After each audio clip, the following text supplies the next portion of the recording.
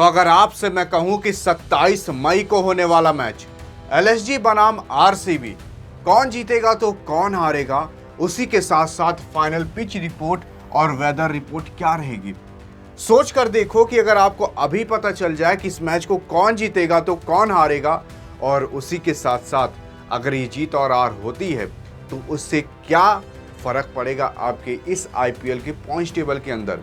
और उसी के साथ साथ भाई पिच रिपोर्ट के बारे में तो आप जानोगे, लेकिन इतना कुछ जान जाओगे कि आप भाई वहाँ के कण कण के बारे में बता दोगे कि वहाँ होने क्या वाला है।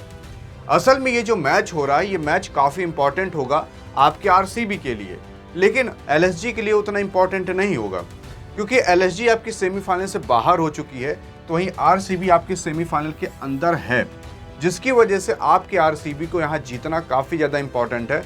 क्योंकि आपको पता है कि अभी आईपीएल के अंदर पहला, दूसरा, तीसरा और चौथा, ये 4 टीमें हैं, और इन 4 टीमों के अंदर होड़ लगी हुई है कि भाई पहले और दूसरे पर कौन जाएगा, क्योंकि जो पहले और दूसरे पर होगा उसको सेमीफाइनल के अंदर कुछ एडवांटेजेस मिलेंगे। एडवांटेजेस कुछ इस तरीके से रहेंगे कि भाई वो टीम जो है वो अगर सेमीफाइनल के अंदर एक मैच हार भी जाती है तब भी उसको एक चांस मिलेगा सेमीफाइनल में लड़ने के लिए। लेकिन अगर वही सेम टीम तीसरे और चौथे नंबर पर रहती है, तब अगर वो सेमीफाइनल में जाकर एक मैच हारती है तो डायरेक्ट बाहर हो जाएगी। और यही कारण है जिसकी वजह से आईपीएल में सभी टीमें लड़ रही हैं कि भाई वो पहले या तो दूसरे पर तो रहे ही, और अगर आपकी आरसीबी जीत जाती है तो पहले और दूसरे पर आ जाएगी, जिसकी वजह से आपकी आरसीबी को ये मैच जीतना काफ़ी ज़्यादा इंपॉर्टेंट है। लेकिन आइए जानते हैं कि किस तरीके से ये मैच बीतने वाला है और क्या होगा। अभी आपको पूरा स्क्रिप्ट पता चलने वाला है। देखिए, मेन चीज़ ये है कि जब मैंने पिछले वीडियो में आपको प्लेइंग 11 के बारे में बताया था, तो वहाँ पर 70% कन्फर्म हो गया था कि कौन जीतेगा कौन हारेगा।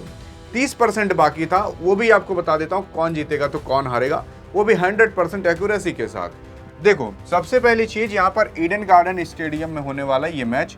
ईडन गार्डन स्टेडियम ना तो आरसीबी यानी कि ना तो बेंगलोर के अंदर है और ना तो लखनऊ के अंदर है, ये कोलकाता के अंदर।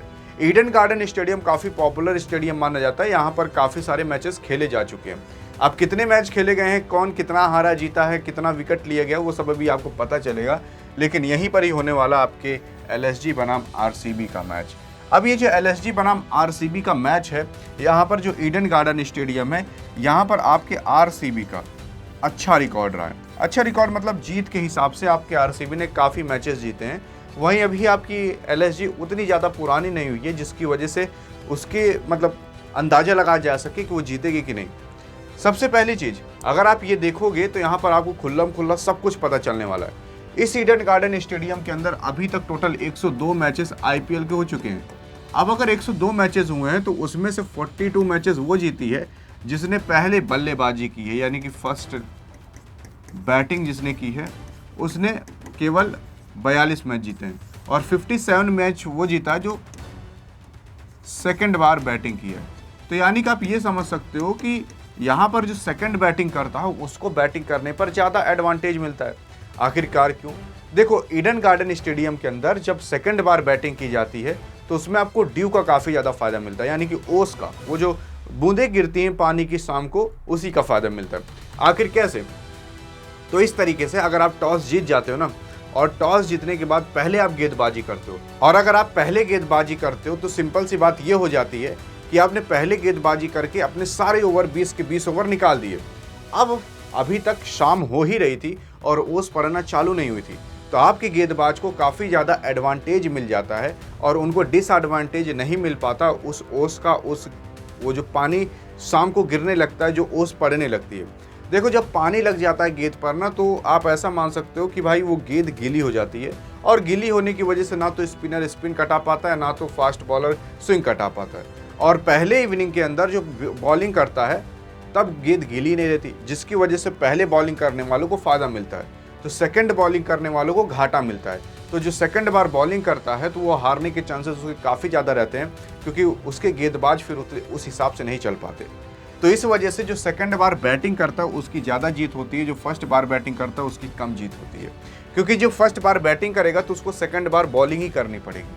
अब अगर आप औसत स्कोर देखोगे तो औसत स्कोर यहाँ पर 169 है और 154 है जो सेकंड बार बैटिंग किया है, और जो फर्स्ट बार बैटिंग किया है उसका औसत स्कोर आप देख सकते हो 169 है। अगर आप विकेट की बात करोगे तो 600 विकेट आपके फास्ट बॉलर ने लिया है, तो 444 विकेट आपके स्पिनर बॉलर ने लिया है। यानी कि आप ये मान सकते हो ज़्यादा बोलबाला आपके फास्टर का रहा है, लेकिन अब उतना भी फास्टर का नहीं रहा है, स्पिनर का भी रहा है।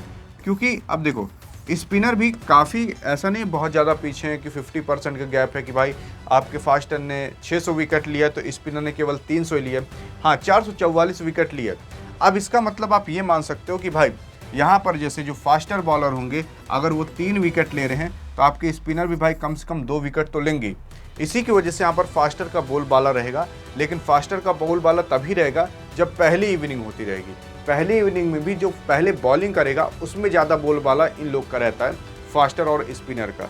अब अगर मैं बात करूं, फास्टर ने 57% यहाँ पर विकेट्स लिए हैं और स्पिनर की अगर हम बात कर लें तो यहाँ पर स्पिनर ने 42% विकेट लिए हैं। अब मैं आपको पूरी की पूरी स्क्रिप्ट बताता हूँ आखिरकार मैच में होने क्या वाला है। देखो, अगर आपकी पहले आरसीबी बैटिंग करती है तो एटलीस्ट रन को लेकर जाएगी 190 से 200 के बीच, इतना रन जाने वाला है। अब आप कभी भी मान लो जब भी आईपीएल का सेमीफाइनल आने वाला रहता है और उस सेमीफाइनल से पहले जो भी मैच होते हैं वो सारे मैचेस हाई स्कोरिंग मैचेस जाते हैं। हाई स्कोरिंग मैचेस का मतलब उसमें रन काफ़ी ज़्यादा बनते हैं। और इस साल भी अगर आप देख लो जो कुछ मैचेस हुए हैं, जो टीमें एकदम से फ्लॉप गई थी वो भी 250-250 से ऊपर रन मारकर जीत जा रही हैं। तो यहाँ पर भी जो मैच होगा, यहाँ पर जो पहले बैटिंग करेगा खासकर आरसीबी, तो आरसीबी कम से कम 200 के करीब तो लेकर जाएगी। इसके ऊपर चली जाए तो बात की बात है, लेकिन यहाँ तक तो रन जाने ही वाला। अगर एलएसजी पहले बैटिंग करती है तो एलएसजी आपकी बहुत ज़्यादा चांसेस है कि वो 200 से पहले ही रुक जाए, क्योंकि एलएसजी के यहाँ पर जीत के परसेंट काफ़ी ज़्यादा कम हैं, लेकिन आरसीबी के काफ़ी ज़्यादा हाई हैं। आखिरकार क्यों? आखिरकार इसलिए क्योंकि आपको पता होगा कि प्लेइंग 11 में काफ़ी बड़ा बदलाव आ चुका है।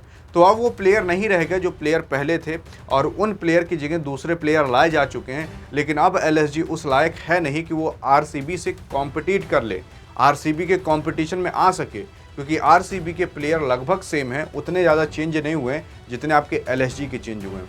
आपके एलएसजी के एकदम मेन बैट्समैन और बॉलर ही निकल जा चुके हैं, लेकिन आरसीबी के अंदर कुछ उतना खास नहीं हुआ जितना आपके एलएसजी के अंदर हुआ। तो इसी की वजह से जो हाई स्कोरिंग मैच लेकर जाते थे एलएसजी के अंदर वो सब बाहर निकल चुके हैं, और जो आपके आरसीबी के अंदर थे वो तो काफ़ी हद तक वही लोग हैं, जिसकी वजह से यहाँ पर हाई स्कोरिंग मैच तो जाएगा, लेकिन एट द एंड आपकी जो आरसीबी है वो जीत जाएगी।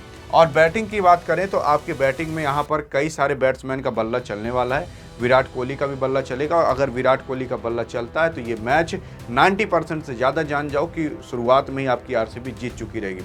उसी के साथ साथ अगर बॉलर की बात कर लें तो बॉलर आपके फास्टर बॉलर अगर 3 विकेट ले रहे हैं तो स्पिनर 2 विकेट पक्का लेंगे। यानी कि यहाँ पर अगर भुवनेश्वर कुमार 3 ले रहे हैं तो आपके यश दयाल भी 1-2 विकेट तो जरूर लेंगे। यश दयाल 2 विकेट ले रहे हैं तो आपके श्रेयस शर्मा भी भाई यहाँ पर विकेट लेंगे। यानी कि जितना स्पिनर ले रहे हैं उससे 1-2 विकेट ज़्यादा आपके फास्टर लेंगे। वही सेम कंडीशन आपके एलएसजी के अंदर रहने वाली है। अब अगर आप आरसीबी और एलएसजी के बॉलर को कंपेयर कर लो तो आपके एलएसजी के जो बॉलर हैं वो काफ़ी नीचे आते हैं और आरसीबी काफ़ी ऊपर आते हैं। भाई यश दयाल, श्रेयस शर्मा और भुवनेश्वर कुमार, अब इन सबको अगर देख लोगे तो भाई ये काफ़ी खतरनाक है। और अभी तो कहा जा रहा है कि आपके जॉस हेजलवुड की भी एंट्री कराई जा सकती है। क्या पता जॉस हेजलवुड आपके इस मैच के अंदर खेलें। अब क्या खेलेंगे कि नहीं ये जानना है तो बगल में क्लिक करके देख सकते हो। बाकी यहाँ तो आप जान जाओ 100% ये मैच आपकी आरसीबी काफ़ी अच्छे से जीतने वाली है, अच्छे रन रेट से भी जीतेगी। बाकी मिलेंगे इस प्लेइंग 11 की वीडियो में, तब तक के लिए जय हिंद और जय भारत।